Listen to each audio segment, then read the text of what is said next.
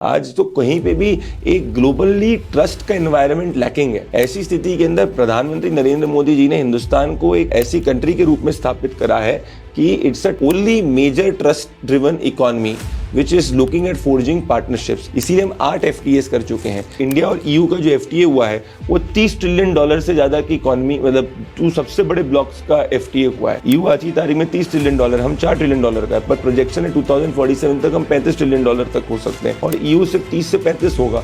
So imagine that we have even covered, हमने अपने जितने भी डेयरी हो गया, फार्मिंग सेक्टर हो गया, इस सबको प्रोटेक्ट करते हुए लेदर, गारमेंट, जितनी भी हमारी बड़ी इंडस्ट्रीज हैं, लेबर इंटेंसिव इंडस्ट्रीज है, उनको एक फ्री मार्केट एक्सेस जो है यूरोपियन यूनियन के अंदर दिया गया है। नमस्कार, Pradeep Bhandari is in the house.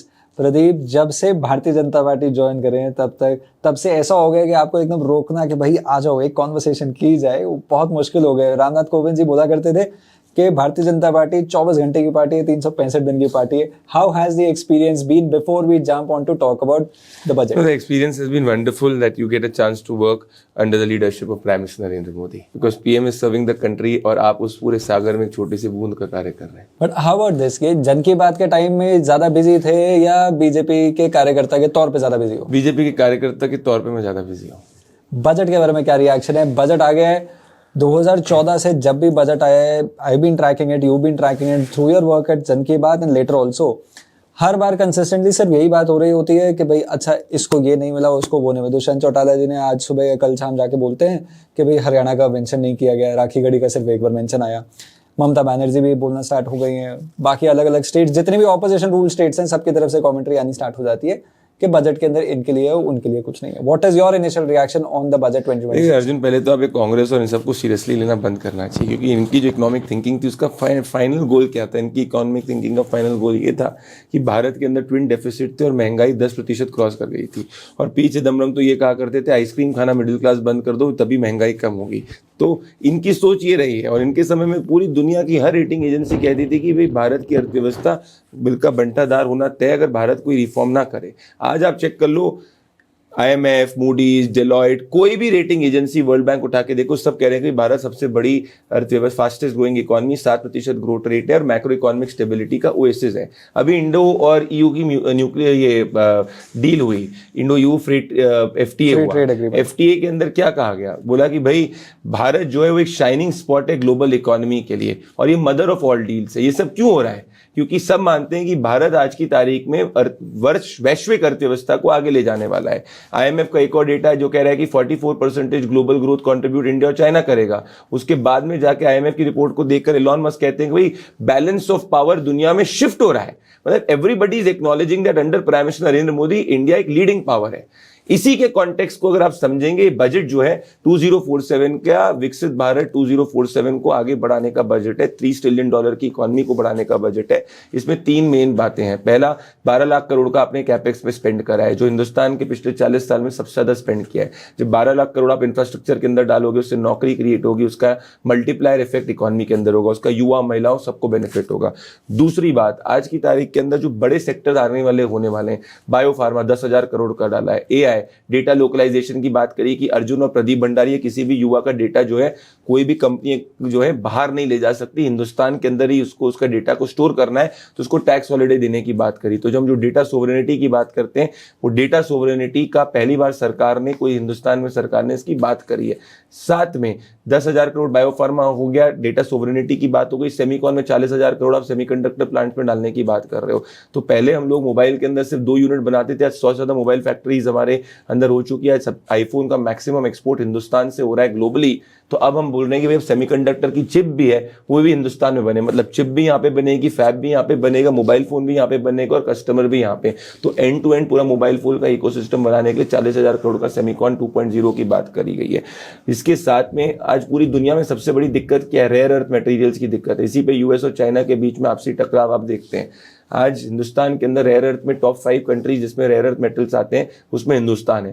पहली बार किसी सरकार ने इसको एक्स्ट्रावेट करने के लिए बात करी और कहा कि हम स्ट्रेटेजिकली रेयर अर्थ मटेरियल्स जो है उसको एक्सकवेट करेंगे और रेयर अर्थ मटेरियल के जोन बनाएंगे, जिससे कि हमको इंपोर्ट ना करना पड़े। और ये बहुत क्रिटिकल होते हैं, न्यूक्लियर एनर्जी, तमाम बड़े बड़े स्ट्रेटेजिक चीज़ों के अंदर रेयर अर्थ, डिफेंस के इक्विपमेंट्स पे भी रेयर अर्थ मटेरियल लगते हैं। ये सरकार ने इसके साथ में ध्यान रखा है।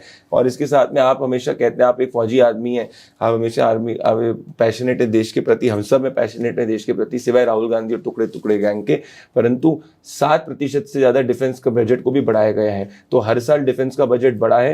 कांग्रेस शासनकाल में 1 लाख करोड़ भी नहीं था, 7 लाख करोड़ क्रॉस हो चुका है। तो डिफेंस में भी हमने बढ़ाया। ग्रामीण विकास की मैं बात करूं, 4 लाख करोड़ का बजट है, जो कांग्रेस शासनकाल में 1 लाख करोड़ का भी नहीं हुआ करता था। फार्मर्स को एआई से जोड़ा गया है कि एआई ऐप की बात करिए कि अर्जुन, आपके हरियाणा में अगर कोई भी किसान अपनी लोकल लैंग्वेज के अंदर जो है अगर कोई भी जानकारी लेना चाहता है, समझना चाहता है कि भाई वहाँ पे कैसा मौसम होगा, क्या क्रॉप डालना चाहिए, तो एआई टूल एक बनाएगा जो हर किसान के हाथ में रहे, जिसके तहत जो है उसको एक पर्सनलाइज्ड फीडबैक और असेसमेंट अपने क्रॉपिंग पैटर्न पे मिल सके। एमएसएमई आज 30% से ज़्यादा हिंदुस्तान की टोटल जीडीपी के अंदर कंट्रीब्यूट कर रहे हैं। उसके लिए 20,000 करोड़ रुपए का फंड बनाया गया। ये 20,000 करोड़ रुपए का जो फंड है, ये चैंपियन एमएसएमईज बनाने में मदद करेगा। मतलब छोटी एमएसएमईज को हम बड़ी इंडस्ट्रीज बनाएंगे और बड़ी इंडस्ट्रीज को और बड़ी इंडस्ट्रीज बनाएंगे। साथ में 200 लेगेसी इंडस्ट्रीज जो किसी ना किसी कारण से टप है, उसको भी रिवाइव करने की बात करी गई है।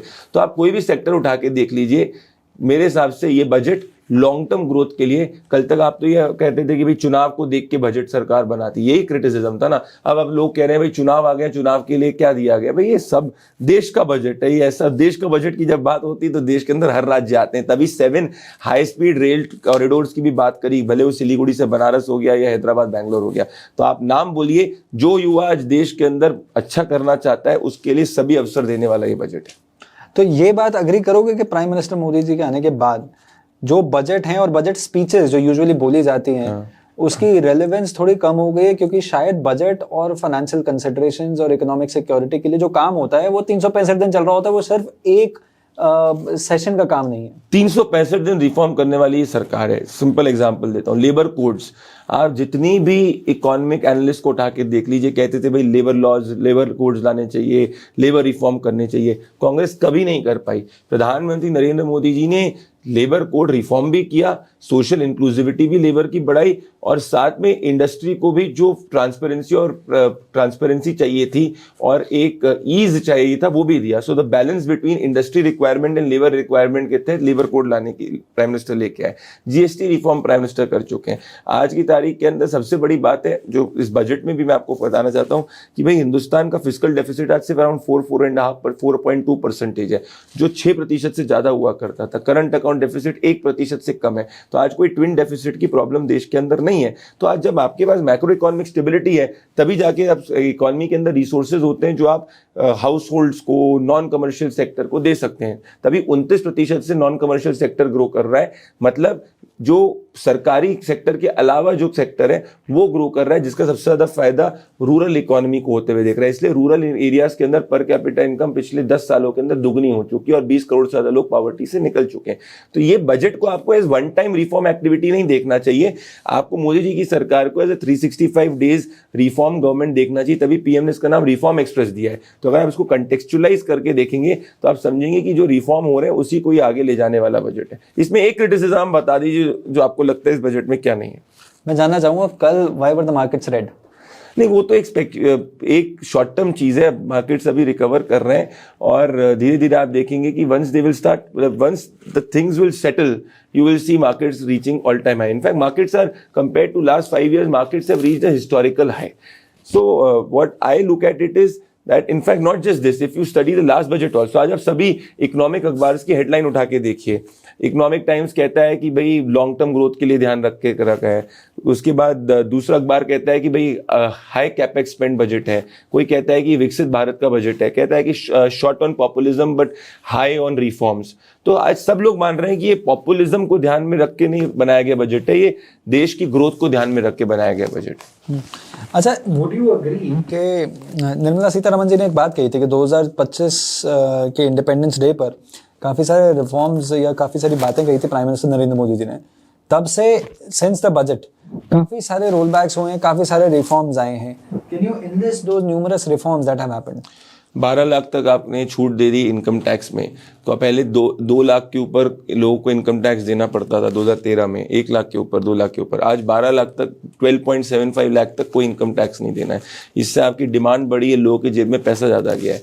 नंबर 2, जीएसटी के अंदर आपने जो रिफॉर्म किया है, जिसके तहत जीएसटी का कलेक्शन भी बढ़ा है, बट साथ में आपने जो स्टेट्स को ईज देने की बात करी वो भी किया गया है। नंबर 3, लेबर कोड के 4 रिफॉर्म जो अभी तक के सबसे ऐतिहासिक रिफॉर्म्स में से देखे गए। नंबर 5 अर्जुन, बैंक्स का एनपीए, इतनी बड़ी बात है। जो पहले बैंक्स का एनपीए मतलब नॉन परफॉर्मिंग एसेट्स जो हुआ करते थे वो 4%, 5%, 6% हुआ करते थे, और लोग को था कि भाई हमारे बैंक्स डूब ना जाए कांग्रेस में।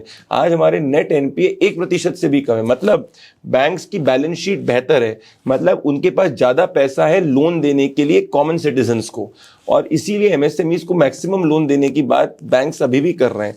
जीरो कोलैटरल पे आज की तारीख में लोन मिल रहे हैं। ये एक बहुत बड़ा, मतलब अगर आप ओवरऑल देखेंगे तो this is a very big development which has taken place. साथ में जो डेट टू जीडीपी रेशियो है, जो अभी तक कोई सरकार उसको नहीं देखती थी, वो भी सरकार अब 55% तक कम लेके आ गई। मतलब लॉन्ग टर्म जैसे जैसे डेट टू जीडीपी रेशियो कम होगा, मतलब बोरोइंग कॉस्ट आपकी घट जाएगी। मतलब किसी को भी अगर लॉन्ग टर्म बोरिंग करनी है, भले वो प्राइवेट सेक्टर हो गया, स्टेट हो गया, उसको और आसानी होगी और उस पर इंटरेस्ट कम होगा। सो मेरा मानना ये है कि जितने भी पीएम ने रिफॉर्म्स करें, यूथ की अगर मैं बात करना चाहूँ, यूथ के आज की तारीख में 1 लाख से ज्यादा हमारे स्टार्टअप्स हैं, but larger biggest positive of this is R&D में 1 लाख करोड़ हम पिछली बार स्पेंड करे हुए हैं। इसी को आगे बढ़ाते हुए इस बार और इस फंड को बढ़ाया गया है।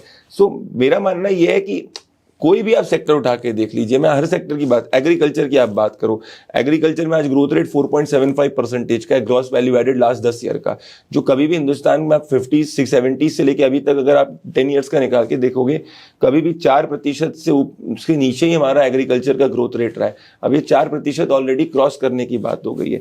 So overall I look at it is a budget which is not just strengthening the economy, but which is looking eight ensuring that Indian economy grows forward as the fastest major economy for till 2047 to come।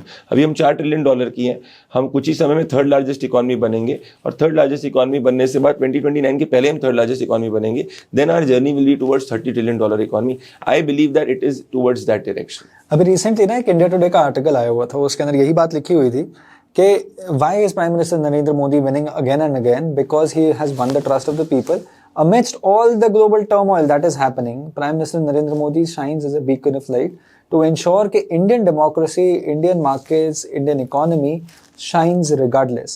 What do you have to say about that? 100%। In fact मैं आपको कहूँगा जितनी भी global outlets हैं और जितने भी global publications हैं, पहले उनका क्या व्यू होता था पीएम मोदी की गवर्नमेंट के बारे में, और अब आप देखिए कि क्या उनका व्यू होता है पीएम मोदी की गवर्नमेंट के बारे में। Everybody understand that in an era of global instability, आज आप देखिए मिडिल ईस्ट के अंदर जो स्थिति है, उसके अंदर lot of people globally who cover foreign policy, उनकी चिंता का विषय है। What is happening on the west of the peninsula, that वो चिंता का विषय है। आज तो कहीं पे भी एक ग्लोबली ट्रस्ट का एनवायरनमेंट लैकिंग है। ऐसी स्थिति के अंदर प्रधानमंत्री नरेंद्र मोदी जी ने हिंदुस्तान को एक ऐसी कंट्री के रूप में स्थापित करा है कि it's a trusted, only major trust driven economy which is looking at forging partnerships. इसीलिए हम 8 FTAs कर चुके हैं। इंडिया और EU का जो FTA हुआ है वो $30 ट्रिलियन से ज्यादा की इकोनॉमी, मतलब 2 सबसे बड़े ब्लॉक्स का FTA हुआ है।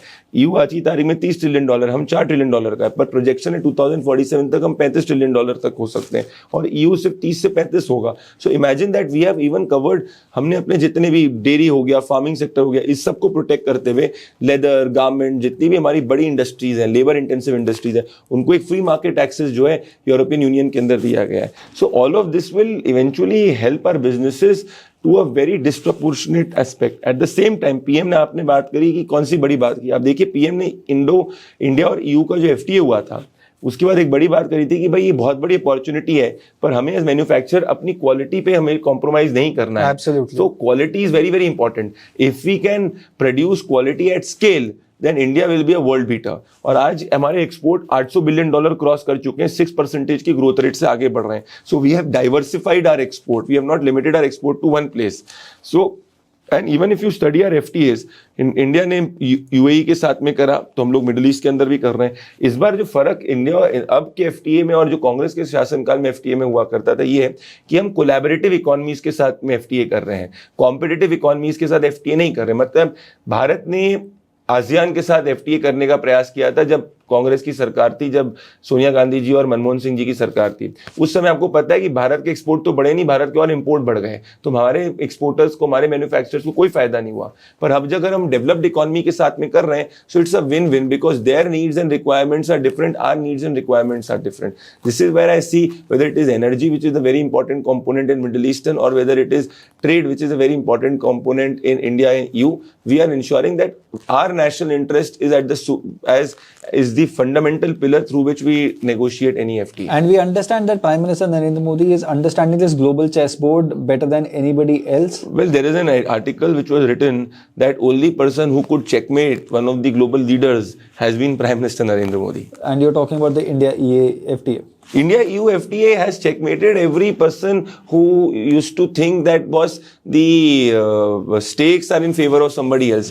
PM Narendra Modi has proven that he knows how to handle this global turmoil, and he is the master of it. That being said, last question perhaps, budget के बारे में जब भी बात होती थी for the longest time यही होता था कि इस सेक्शन के लिए क्या दिया, इस कम्युनिटी के लिए क्या दिया, इस स्टेट के लिए क्या दिया, या फिर यूथ के लिए क्या दिया, ओल्ड के लिए क्या दिया, इस तरह से. Do you think that understanding or that approach to the budget has changed in the last few years? I absolutely agree. And in fact, those who analyze the budget from the prism, it's a very narrow prism of looking at a budget. Please note that budget is a fundamental document which is a guiding document of the government's policy initiatives and policy vision. Mm-hmm. So it cannot be looked only purely from a political lens. It has to be looked from a long-term growth lens.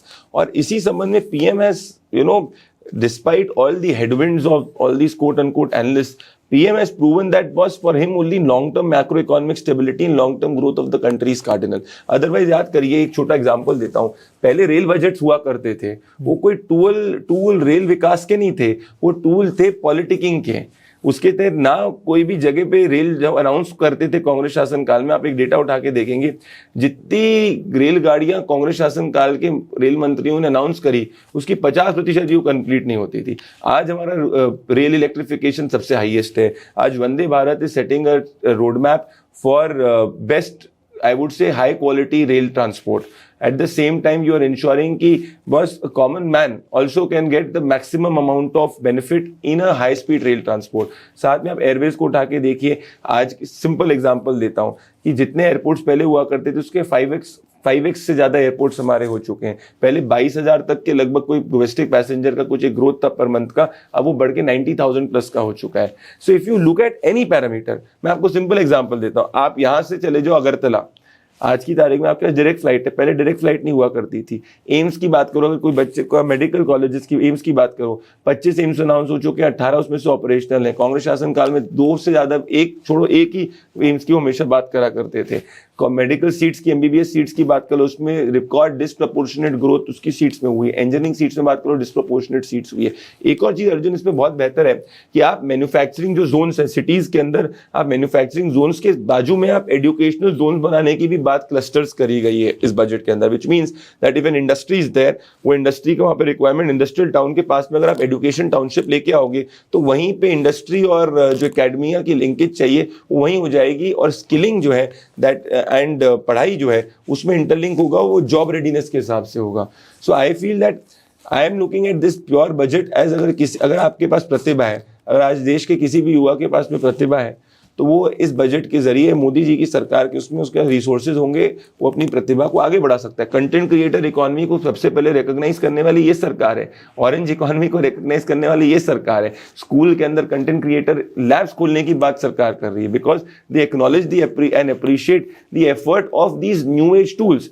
Tourism के अंदर guides की बात करी गई कि हम 10,000 से ज्यादा गाइड्स को ट्रेन करेंगे, which is a massive avenue of employment. So tourism is not looked from the point of view of leisure. Tourism is looked from the point of view of massive employment generation in urban, not just urban, rural, urban infrastructure rejuvenation. तभी आप देखिए archaeological सर्वे sites को भी rejuvenate करने की बात करी गई. So I think Modi ji की जो विजन है बहुत होलिस्टिक है और उसका लार्जर फोकस ये कि जो वो बोले वो आखिरी तक पहुंचना चाहिए। इसमें एक क्रिटिसिज्म लोग कह रहे थे कि भाई स्पेंट आपका इतना क्यों नहीं हुआ है, तो उसमें अंदर अगर कोई स्टेट सरकार स्पेंड नहीं करेगी तो मोदी जी की सरकार ऐसे नहीं है कि लोन लेकर जाके किसी स्टेट को दे देगी। That is what something which is there. नहीं, एक और चीज मैंने बात नोटिस की ना, जैसे क्रिएटर इकोनॉमी की बात करते हैं, नए ऐसे एवेन्यूज हैं, उसके अंदर कहीं ना कहीं हम एक उस रिस्क में रहते हैं कि वो डेटा जो है या फिर जो पूरा इंफ्रास्ट्रक्चर है वो इंटरनेशनल या ग्लोबल एमएनसीज के कंट्रोल के अंदर है, तो उसको भी कंट्रोल करने की या उसको भी लाइक द गवर्नमेंट अंडरस्टैंड्स कि भाई वहां पे फिक्सिंग रिक्वायर्ड है और उस चीज को फिक्स करने के लिए भी पैरेलली साथ साथ काम चल रहा है। और वो काम ऐसा नहीं है सिर्फ बजट के अंदर हो रहा है, वो काम एक्चुअली पूरे साल के अंदर हो रहा होता है। इनफैक्ट एब्सोल्युटली यस, अगर आपको याद होगा कि the honourable minister of IT spoke about how India is working on 5 layers of AI, all the 5 layers Yes. of AI. So that became a huge globally viral statement.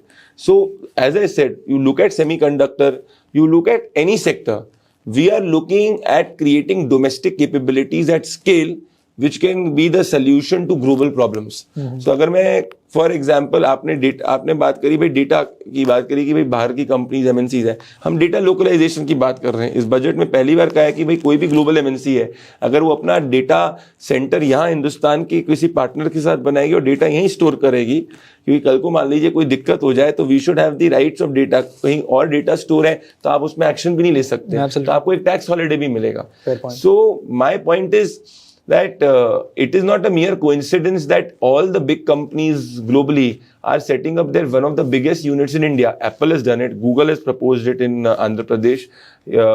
You have big semicon plants coming up. So I am looking, if we go at this pace for the next 10 years, then we will be unstoppable, and this is why the lot of quote unquote evil powers in the world are very very wary, because India no longer is a swing power which जैसे PM ने एक बार कहा था कि ना हम आंख झुका के बात करते हैं ना हम आंख उठा के बात करते हैं, हम आंख में आंख डालकर बात करते हैं। ये भारत का जो चेंज हुआ है मोदी जी के अंदर में, मुझे लगता है ये, और ये बजट भी उसी की दिशा में। अगर आपके पास प्रतिभा है तो आप इस बजट या मोदी जी की सरकार के अंदर आप अपनी उन्नति कर सकते हैं, आर्थिक उन्नति इजीली कर सकते हैं, मतलब अपने एम्बिशंस को परस्यू कर सकते हैं। That being said, this was Pradeep Bhandari presenting the ready reckoner for budget 2026। Watch more, share, like and subscribe. क्षमा चाहता हूँ आपसे कि आपकी इसमें इंटरेक्शन मैंने कोई कॉमा अपने उसमें नहीं लगाया, बंदों में चीज था करके। बढ़िया, thank you very much for your time Pradeep. Thank you.